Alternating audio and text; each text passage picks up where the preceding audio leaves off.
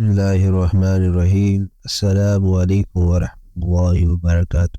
صحابہ کرام رضی اللہ تعالی عنہما کی سخاوت کے بارے میں آج ہم ناظرین کو بتائیں گے۔ حضرت عبداللہ بن عمر رضی اللہ تعالی عنہما سے روایت ہے کہ ایک صحابی نے بطور ہدیہ ایک صحابی کے گھر بکری کا ایک سر بھیج دیا، اور انہوں نے یہ کہہ کر کسی اور صحابی کے گھر بھیج دیا کہ وہ مجھ سے اس کا زیادہ حاجت مند ہے۔ جب اس کے گھر بھیجا تو اس صحابی نے دوسرے صحابی کے گھر بھیج دیا کہ دوسرا صحابی میرے سے زیادہ حاجت مند ہے، لہٰذا اس کو یہ دے دیں۔ اس طرح یکے بعد دیگرے جب یہ سر چھٹے صحابی کے پاس پہنچا تو انہوں نے سب سے پہلے والے صحابی کے گھر بھیج دیا کہ وہ ہم سے زیادہ مفلس اور زیادہ حاجت مند ہے۔ پھر اسی گھر میں آ گیا۔ اسی موقع پر اللہ تبارک و تعالیٰ کو یہ اتنا پسند آیا تو اللہ تبارک و تعالیٰ نے قرآن مجید فرقان حمید کی آیت مبارکہ نازل فرمائی، جس کا ترجمہ ہم آپ کے سامنے بیان کرتے ہیں۔ اور صحابہ اپنی جانوں پر ترجیح دیتے ہیں اگرچہ انہیں شدید محتاجی ہو، اور وہ اپنے نفس کے لالچ سے بچا لیا گیا تو وہی کامیاب ہے۔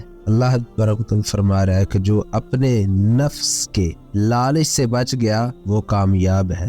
تو اسی طرح کا ایک واقعہ حضرت امیر المؤمنین حضرت عمر فاروق اعظم کے دور میں پیش آیا۔ صحابہ کرام علیہم رضوان حضرت امیر المؤمنین عمر فاروق نے 400 دینار ایک تھیلی میں بند کر کے اپنے غلام کو حکم دیا کہ یہ تھیلی حضرت ابو عبیدہ بن جراح کی خدمت میں پیش کر دو، اور پھر تم گھر میں اس وقت تک ٹھہرے رہو کہ تم دیکھ لو کہ وہ اس تھیلی کا کیا کرتے ہیں۔ چنانچہ غلام تھیلی لے کر حضرت ابو عبیدہ بن جراح رضی اللہ تعالی عنہما کے گھر پاس پہنچا اور عرض کیا کہ امیر المؤمنین نے یہ دینار کی تھیلی آپ کے پاس بھیجی ہے اور فرمایا ہے کہ آپ اس کو اپنی حاجتوں میں خرچ کر لیں۔ امیر المؤمنین کا پیغام سن کر آپ نے یہ دعا دی کہ اللہ تبارک و تعالی امیر المؤمنین حضرت عمر فاروق رضی اللہ تعالی عنہما سے راضی ہو۔ پھر اپنی لونڈی سے فرمایا کہ اے خادمہ، یہ 7 دینار فلاں کو دے آؤ، یہ 5 دینار فلاں کو دے آؤ۔ اسی طرح انہوں نے ایک ہی نشست میں بیٹھ کر تمام دیناروں کو حاجت مندوں میں تقسیم کر دیا۔ صرف 2 دینار ان کے پاس رہ گئے تو انہوں نے فرمایا کہ اے لونڈی، یہ 2 دینار بھی فلاں ضرورت مند کو دے آؤ۔ یہ ماجرا دیکھ کر غلام حضرت عمر فاروق اعظم کے پاس واپس لوٹا آیا تو اور کہا، اے امیر المؤمنین، 400 دینار کی دوسری تھیلی انہوں نے دے کر کہا کہ یہ حضرت معاذ بن جبل کے پاس لے جاؤ۔ چنانچہ غلام حضرت معاذ بن جبل کے پاس تھیلی لے کر پہنچا تو حضرت معاذ بن جبل رضی اللہ تعالی عنہما نے امیر المؤمنین کا تحفہ اور پیغام پانے کے بعد یہ کہا کہ اللہ تبارک و تعالی امیر المؤمنین پر اپنی رحمت نازل فرمائے اور ان کو نیک بدلہ دے۔ پھر فوراً ہی آپ اپنی لونڈی کو حکم دیا کہ فلاں فلاں صحابہ کے گھروں میں اتنی رقم پہنچا دو، اور اسی طرح انہوں نے سب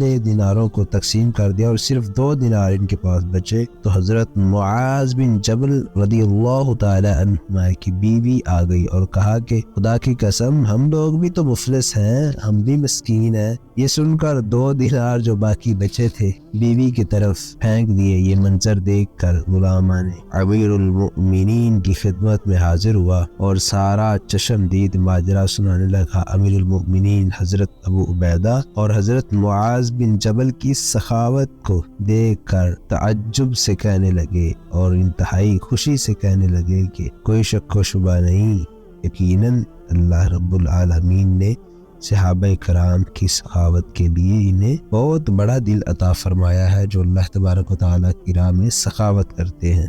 صحابہ کرام رضی اللہ تعالی عنہما کی سخاوت کے کیا کہنے۔ اسی طرح بارگاہ نبوت میں ایک مہمان آتا ہے جو بھوکا ہوتا ہے اور حضور علیہ الصلوۃ والسلام کی بارگاہ میں حاضر ہوتا ہے کہ مجھے کھانا کھانا ہے۔ تو حضور علیہ الصلوۃ والسلام نے ازواج مطہرات کے حجروں میں معلوم کروایا کہ کیا کھانے کے لیے کوئی چیز ہے، تو معلوم ہوا کہ کسی ازواج کے گھر کھانے کے لیے کچھ نہیں ہے۔ تب حضور علیہ الصلوۃ والسلام نے صحابہ کرام سے فرمایا، جو جو اس شخص کو مہمان بنائے اللہ تبارک و تعالی اس پر رحمت نازل فرمائے۔ اور حضرت ابو عبیدہ اور تب حضرت ابو طلحہ انصاری کھڑے ہوئے اور حضور سے اجازت لے کر مہمان کو اپنے گھر میں لے گئے۔ گھر جا کر بیوی سے دریافت کیا کہ گھر میں کچھ کھانے کے لیے ہے، تو انہوں نے کہا صرف بچوں کے لیے تھوڑا سا کھانا رکھا ہے۔ حضرت ابو طلحہ نے فرمایا کہ بچوں کو بہلا پسلا کر سلا دو، اور جب مہمان کھانا کھانے بیٹھے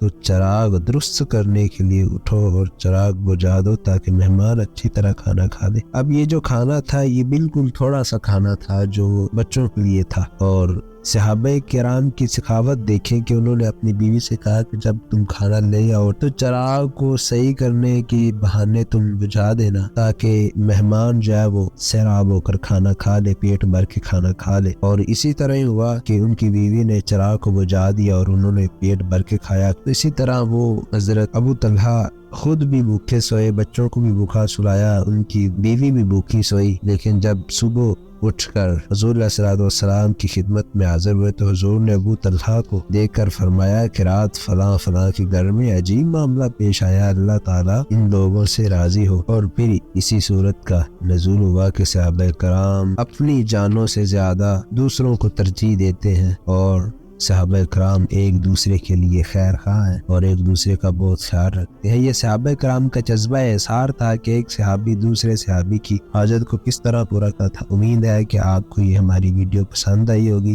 مزید اس طرح کی اسلامک ویڈیو دیکھنے کے لیے ہمارے چینل کو سبسکرائب کر لیں، ویڈیو کو لائک اور شیئر کرنا مت بھولیے گا۔ جزاک اللہ خیر۔